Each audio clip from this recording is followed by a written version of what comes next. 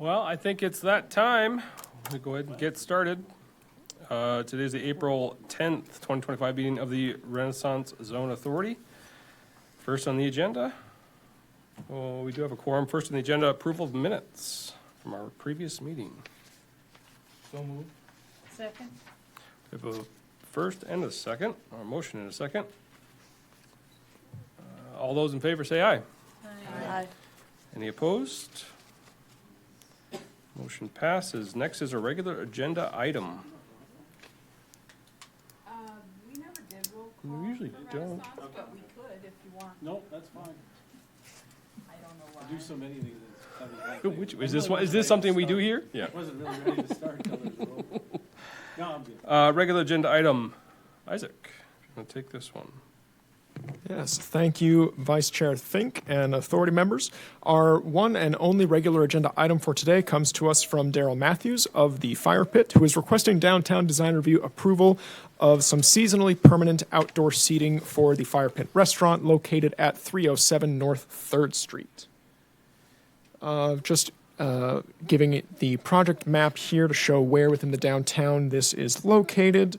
The sidewalk in this area is about 15 feet in width, give or take. The project as proposed would look similar to this in terms of it being treated wood, although there's a note that you can hopefully see there. This was in the packet as well. But the posts themselves would be proposed to be black iron as opposed to the wood as shown here, but the rest of it would still be treated wood to help delineate the seating area.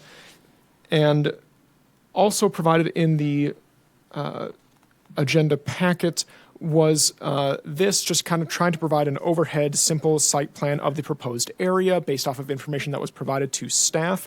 As it was originally proposed, it was 40 feet wide, extending about 8 feet 10 inches from the building edge to the furthest point out into the sidewalk there, and being 40 inches in height, with, again, the proposed materials being that treated wood with iron posts. The sidewalk being about 15 feet in width here, give or take, depending on the exact edge of the buildings, will play into one thing that we'll touch on in a second here. As you can hopefully see from this overhead aerial image, there are some other items within the public right-of-way, the sidewalk area here. There's some overhead utility poles, there's some street lights, street trees, depending on where exactly this will be going.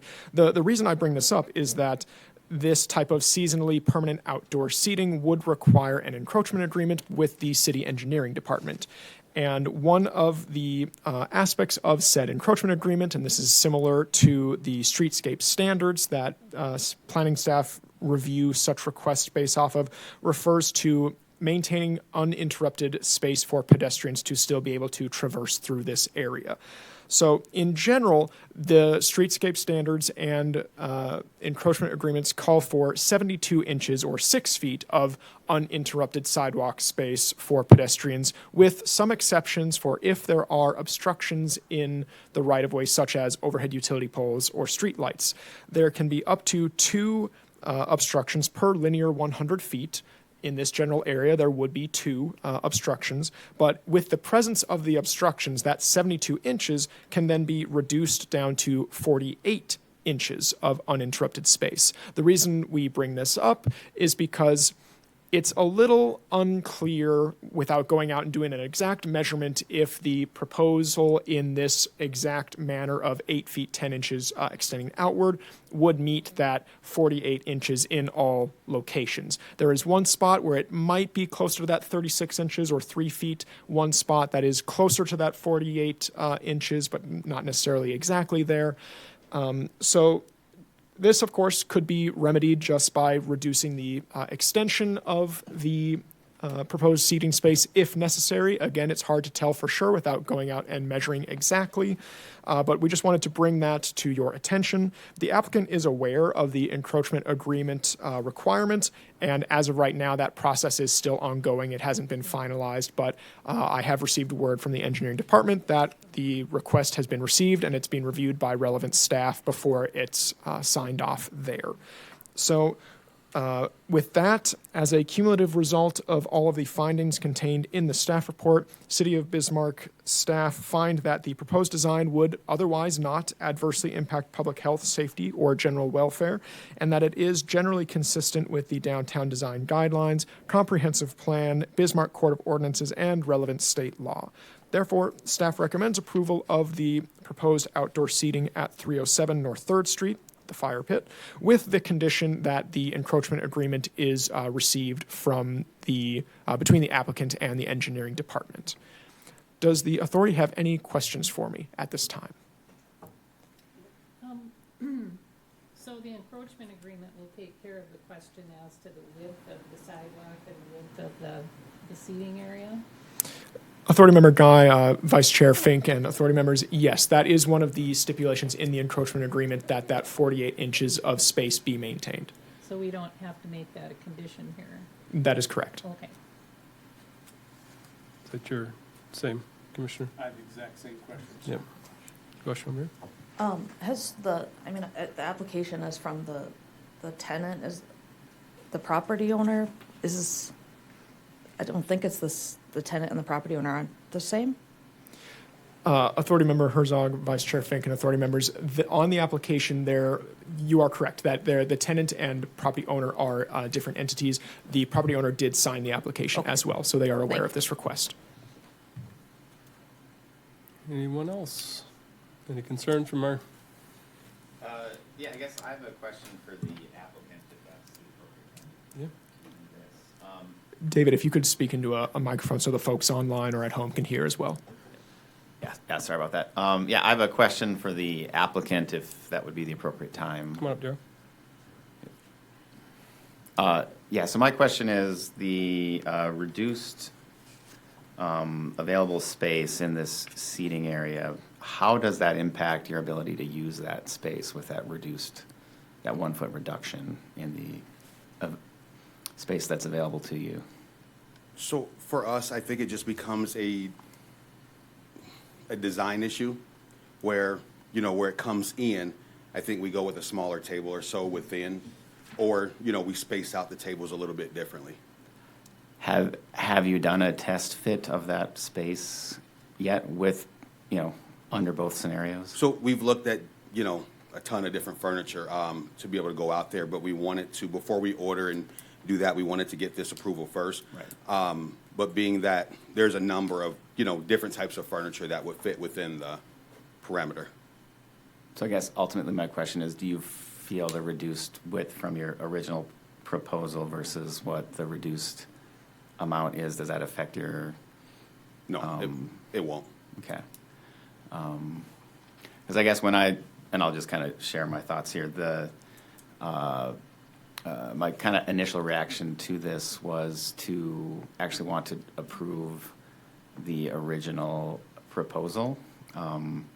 The minimum clear width for sort of handicapped access is 3 feet. And if you go out and you look at the site, that 4 foot width is provided if you're able to count both sides of that pole. There's 2 feet on the other side of the pole. I don't think that pole is really obstructing the ability for 2 people to pass on the sidewalk. So if there's a minimum 3 feet between the pole and the seating area boundary, I don't think that would actually be a problem. And we both discussed this, and there's an agreement from the two of us that if I think there's a rationale to approve just the full original proposal if the authority wishes to do so. Thank you. I think, Isaac, you can go ahead. Vice Chair Fink, to respond to Design Advisor Witham's comments there, this was a discussion that took place between planning staff and engineering staff. So you are correct that in terms of minimum ADA requirements, 36 inches is that minimum width for unobstructed space. There is also a separate guideline referred to as the Public Right-of-Way Accessibility Guideline, or PROAG for short, that calls for a minimum of 48 inches of unobstructed space with a preferred 60 inches or 5 feet of unobstructed space. So this discussion did take place, and planning staffs and engineering staff, the current agreement between staff is the 48 inches there, but we are aware of your comments, or similar comments, I should say. Thank you. Anyone else? Yep. Go ahead. And I don't see it being a problem as far as, unless there's some event going on downtown. But as far as any plans to, because personally, I'm one of those people, it's like, oh, hey, I'll stop and visit with somebody that's there. And now you're obstructing the sidewalk if it's busy, which I can't see it's going to be that busy all the time with the sidewalk for obstruction purposes. Any signage or anything, so like no loitering or anything like that? Authority Member Bakken, that's a question for me in terms of is that's a requirement on the encroachment agreement or things like that? Yeah, or at least a conversation with the owner, or the tenant. I am not aware of that being a requirement per se of the encroachment agreement, but I can sure look into that to see if that would be relevant and discuss that with engineering staff. Okay, thank you. Anyone else? With that, I entertain a motion. Move to approve. Second. Moved and seconded. Quick on the draw. Second, Kate, If- sorry.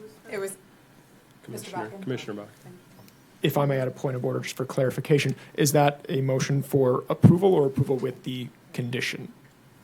Approval as presented with Okay. the Staff engineer. recommended conditions. It has to meet the condition. Mhm. Did everyone understand that? Yeah, an encroachment agreement is obtained from the city engineering department prior to installation. Yep. With that, call roll. Authority Member Greg Zenker, Yes. Steve Bakken, Yes. Amelia Dahl, Yes. Kirsten Dvorak, Yes. Nancy Guy, Yes. Kate Herzog, Yes. John Lee, Yes. Vice Chair Joe Fink. Yes. Motion passes. Moving on to other business. Thanks, Gerald. Do we have any other business? Yes, so Vice Chair Fink and authority members, we do have one or sort of two quick points of other business. The first one I will mention, as you have seen, hopefully in the agenda package, there was a slight error on staff's part, but that has been now corrected, that the Downtowners update has been provided in a written format as opposed to the standard in-person presentation that we would in the past have received. So just make a note of that. The second thing is sort of a request for direction from the authority in terms of the Renaissance Zone program boundary. Staff have received some inquiries about the Renaissance Zone program, no formal applications at this time, but we have received some inquiries, and some of the inquiries have been in blocks that are not currently within the program area. So on the screens before you here, this is just a map of the existing boundaries of the Renaissance Zone program. The hashed blocks there are the blocks that were previously in the program but were then completed due to either most properties utilizing the program and therefore no longer being eligible, or if there had been enough time passing with little movement happening there, it was deemed that they were no longer progressing and completed for that reason. So per state law, based off of Bismarck's population, we would be permitted to have a zone of up to 47 blocks.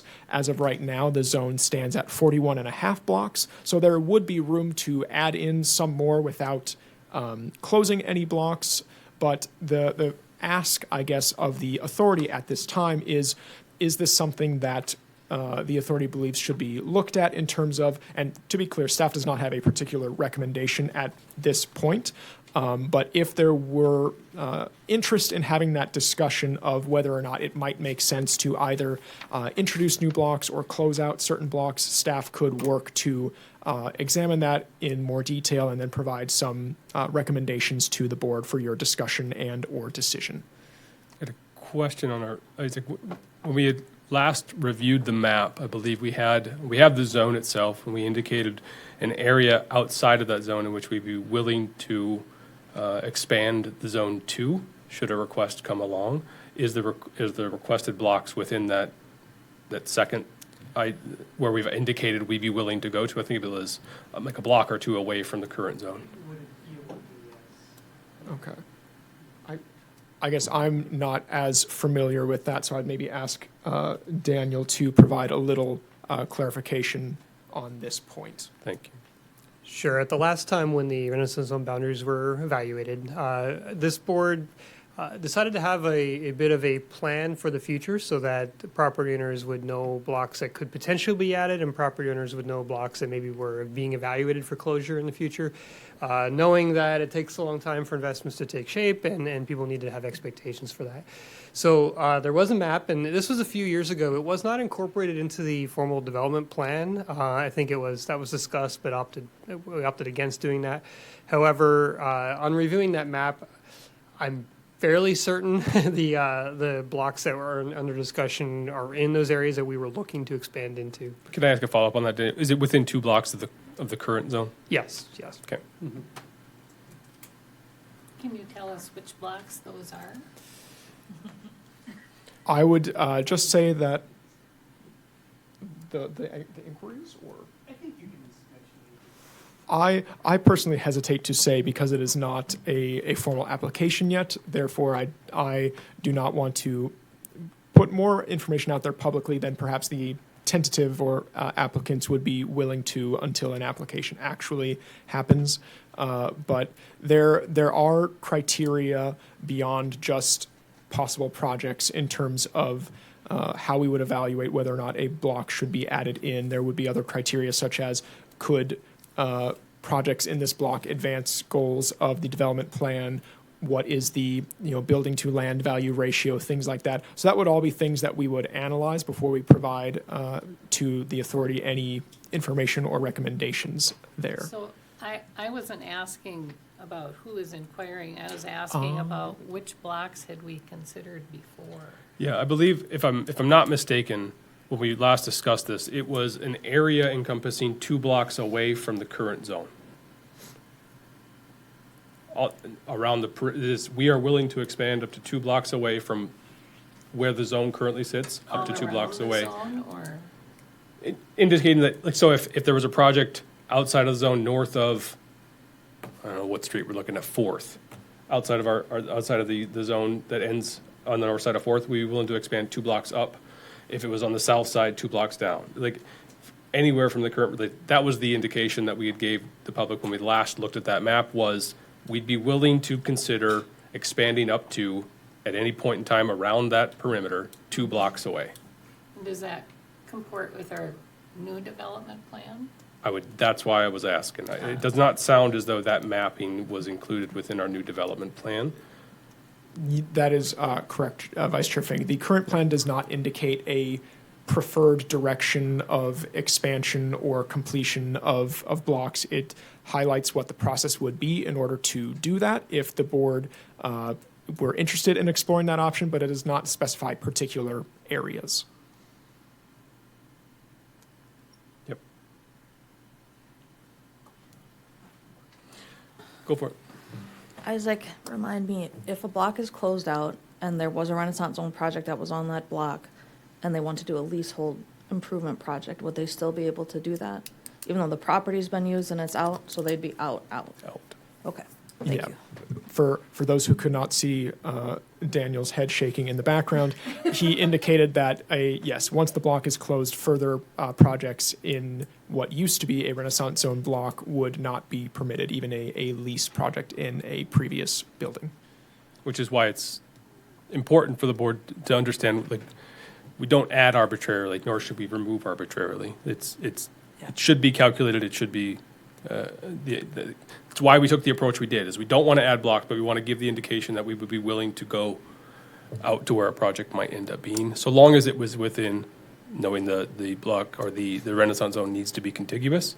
That it's not 6 blocks in a single direction away. Minus a 3-block island if we wanted to not be. I doubt that would ever happen at this point, but it is within century code. And I think they're notified, I mean, the property owners are notified that they potentially closed the block out. So if you have a leasehold project or, you need to speak now or sort of forever hold your peace situation. Correct. And then this board's talked quite a bit about, let's not chase one project or project chasing, so if a block comes in, is there more than one project or more than one property owner that would benefit? Has kind of been the discussion when we've added blocks in the past, so some things I think about. So what direction, Isaac, are you looking for? At this point, Vice Chair Fink and authority members, staff are mostly just looking to see if you would like more of an update based on, further research and data in terms of blocks that could be nearby the existing boundaries, which if you wanted to recommend a expansion of the zone or a completion of a block, which blocks would those be? So this is mostly an ask for further direction to look into this issue more than we currently have, I guess. Anyone have input for him? Go ahead. Commissioner. Chair Fink, Isaac, so, and you might need Daniel for this one too, because this is when we added the machine district, didn't we talk about duration of time that we're gonna leave some of those properties in if they're stagnant? Weren't we giving them a timeline? Or did we discuss it and then not approve it type thing? I mean, because we've never gotten we reached out to those people or those property owners in that district, and they said, yeah, they're willing, they're looking at it, they'd like to do it, and then we've never approved a project within the last added district that we added. Correct. So I would have a little hesitation, just because we go through a large process to get it done. And now I think it's a little bit bigger because we got to go to everyone to do it. So if they're asking us to do it, it almost seems like, hey, I got a project. So we're kind of chasing a project, even though it's not an island type thing. I just have a little hesitation, maybe mixed feelings about it. So I would be interested in knowing what staff thinks about the properties that are along the boundary. Because if somebody does come to us with a project and we're thinking about expanding out to meet that project, then we have a pretty good idea of what the rest of the area in that project is gonna be, because we wouldn't just have a little island around that project. We'd have to scoop out a block or two to get to it. Go ahead, Commissioner. yeah, Commissioner Guy, you're correct, because the last time when we did add the machine district, we talked about going north of Main Street. All of that, but there was, we would need some type of, we just didn't, at that time, we didn't want to put them into the Renaissance zone just to put them in there. So, yeah, you're right.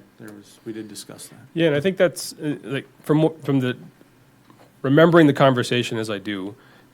Yeah, it's been a while, but like the indication or the onus to put an indication of this is where we would be willing to expand to was we don't want to chase a product or a project. We don't want to say, well, I would like this Renaissance zone, so expand to it. It was the Renaissance zone is expandable, but we have to be strategic in where we expand to, so that we're not just putting it in blocks that aren't going to have anything going on. Right.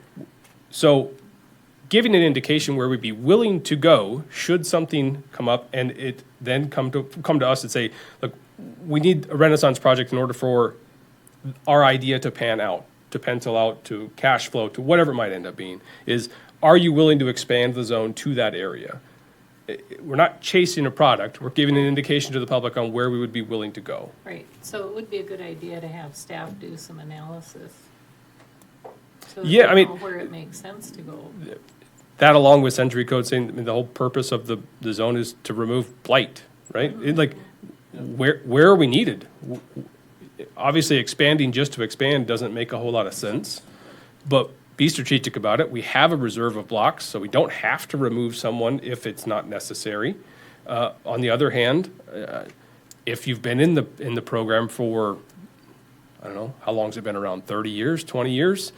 And you've done nothing, or 90% of the block is now completed and we don't see a project coming forward, maybe it's time to get rid of that block. Understanding that, we have to remain contiguous. So if we remove a block and now there is another block on the east side of that one that needs to go, we might need to add 2 blocks to get to it, rather than just leaving that old one in and adding one more. So you need to be strategic about how we're adding those blocks. As a follow-up as well, you've explained the process that that someone is likely going to need to go through in order to get a block added with the new plan, or they're understanding what needs to happen there? Yes, so Vice Chair Fink and authority members, I have explained that to the prospective applicants. And just as a reminder to the board, given the newly updated development plan, that process would involve a public hearing at this board first to give folks an opportunity to provide their input if they want to be included or not included. And then if there was a particular recommendation that is approved by the Renaissance Zone Authority, it would then go to the City Commission for their approval. If it is approved there, it would then go to the county schools and parks in order of whoever has the soonest meeting after that. If it is approved at all of those boards, it would then go off to the state for their approval. That is the general process there. And that has been explained to the prospective applicants as well. And then I would add two other notes just so we are all on the same page. In the past, it has been that if a property used the Renaissance Zone, it was sort of done, couldn't use it again. Currently, a property could use the zone again if 30 years have passed, so a long time. But if a block is completed and closed out, it cannot be reintroduced into the zone. So if the block overall is closed, the block is done. Just wanted to make sure we are all aware of that. Great, go ahead. I'd maybe just add one other thing since there's a lot of new people here. A block is whatever's bisected by public streets. So we have these like super long blocks or these mega blocks because there's no public street that goes through. So a block isn't 300 by 300 feet. It's wherever the next road comes through. So like the railroad blocks are super long and narrow, and Kirkwood Mall would be considered, I would assume, one block. So just, you could get a huge amount of square footage in one block or a very small amount. It's a long process. Any other comments? Isaac, were we helpful in any direction? No. In general, I don't believe we need a formal motion, Vice Chair Fink, but if the board in general is open to staff looking into this more and then providing additional information, possibly a recommended direction, staff can certainly look into that if you believe it would be a worthwhile discussion. Do you need a motion? No. But I guess as a suggestion that I'll put out to the board is I don't see why staff wouldn't look into areas contiguous or within 2 blocks of the current zone, checking for is it a valuable property to put in there? Is there blight that needs to be removed or the city would like developed? Next would be an idea of where would the city be willing to expand its border to if a project were to come along or we wanted to expand that.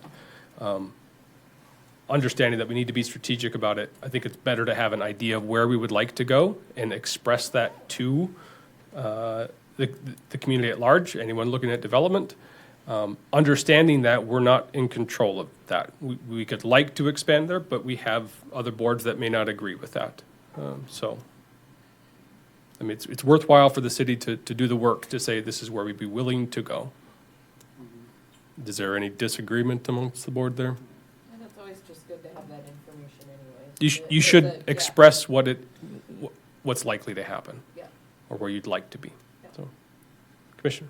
So, Chair, I would just, I'd like to expand on one thing that Isaac said about the facility or building being able to come back a second time for a tax credit, and I would not be supportive of that in any way. I would think over 30 years you've got that back, and if that building is Blythe, as you've referenced more than once, that's really on the owner. That shouldn't be a justifiable scenario to get a second crack at this thing. So that's just my opinion. Thank you. Any other comments or direction for the city?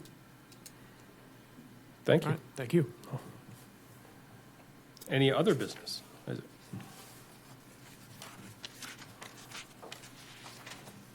No? With that, unless anyone object, we are adjourned. Thank you. Next meeting should be in May. Thank you.